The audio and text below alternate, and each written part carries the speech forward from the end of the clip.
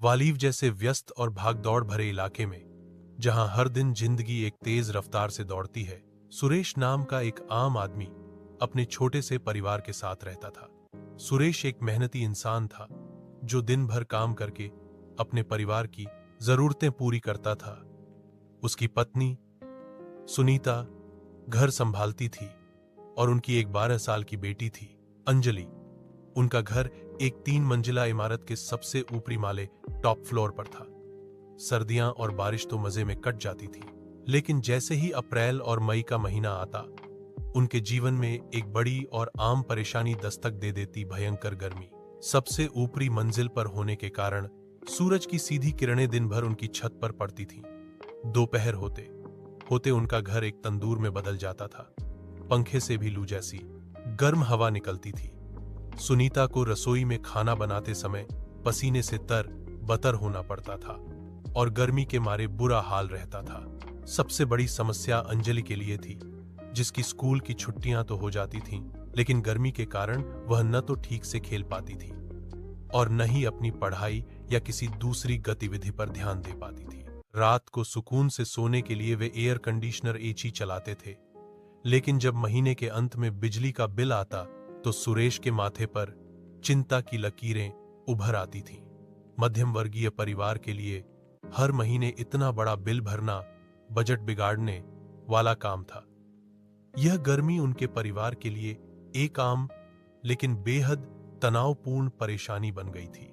सुरेश ने इस समस्या को सुलझाने के लिए कई छोटे मोटे उपाय किए। उसने खिड़कियों पर मोटे पर्दे लगाए, बालकनी में पानी छिड़का, लेकिन छत से जो गर्मी सीधे घर के अंदर आ रही थी, उसका कोई पक्का इलाज नहीं मिल रहा था।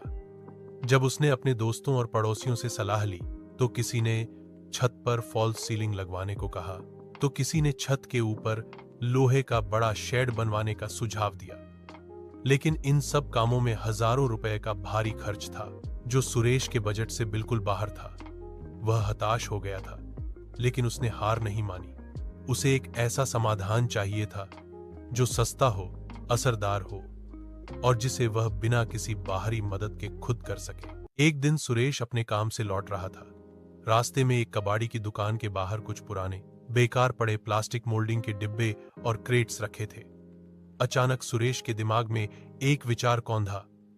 उसने बचपन में विज्ञान की किताब में पढ़ा था कि सफेद रंग गर्मी सूरज की किरणों को सोखने के बजाय उसे वापस परावर्तित रिफ्लेक्ट कर देता है, और अगर छत पर थोड़ी बहुत मिट्टी और हरियाली हो तो तापमान और भी कम हो सकता है। उसने तुरंत एक स्मार्ट योजना बनाई। अगले दिन रविवार था। सुरेश सुबह हार्डवेयर की दुकान पर गया और वहां से सफेदी करने वाला चूना, व्हाइट लाइम और थोड़ा सा फेविकोल ले आया। यह एक बेहद सस्ता विकल्प था। उसने चूने में पानी और फेविकोल मिलाकर एक गाढ़ा सफेद घोल तैयार किया। अंजलि भी इस काम में अपने पिता की मदद करने के लिए बेहद उत्साहित थी। बाप बेटी ने मिलकर अपने घर के ठीक ऊपर वाली छत के हिस्से पर उस सफेद घोल की 2 मोटी परतें कोट्स पेंट कर दी। छत अब एक चमकते हुए सफेद फर्श में बदल गई थी। सुरेश का काम यहीं खत्म नहीं हुआ। वह रास्ते में देखे गए उन पुराने प्लास्टिक के क्रेट्स को कौड़ियों के भाव खरीद लाया था। उसने उन्हें अच्छे से साफ किया, उनके अंदर पुरानी प्लास्टिक की बोरियां बिछाईं और पास की नर्सरी से थोड़ी मिट्टी लाकर उनमें भर दी। उसने उन प्लास्टिक क्रेट्स में कुछ ऐसे पौधे लगा दिए जो कम पानी में तेजी से बढ़ते हैं, जैसे एलोवेरा, मनी प्लांट और कुछ पत्तेदार बेलें। इन क्रेट्स को उसने छत के उन हिस्सों पर रख दिया जहां सूरज की किरणें सबसे ज्यादा सीधी पड़ती थीं। यह एक शानदार जुगाड़ था जिसने पुरानी प्लास्टिक को एक मिनी रूफ गार्डन में बदल दिया था। अगले 2-3 दिनों में ही इस मेहनत का जादुई असर दिखने लगा। दोपहर के समय जब बाहर चिलचिलाती धूप थी, तब सुरेश के घर के अंदर का तापमान पहले के मुकाबले काफी कम था। छत के सफेद रंग ने सूरज की तेज किरणों को वापस आसमान की ओर धकेल दिया था और क्रेट्स में रखी मिट्टी और पौधों ने बची खुची गर्मी को सोख लिया था। पंखे की हवा अब राहत देने वाली लग रही थी। सुनीता को भी अब दोपहर में आराम करने में कोई परेशानी नहीं होती थी। और अंजलि मजे से अपने कमरे में बैठकर किताबें पढ़ रही थी।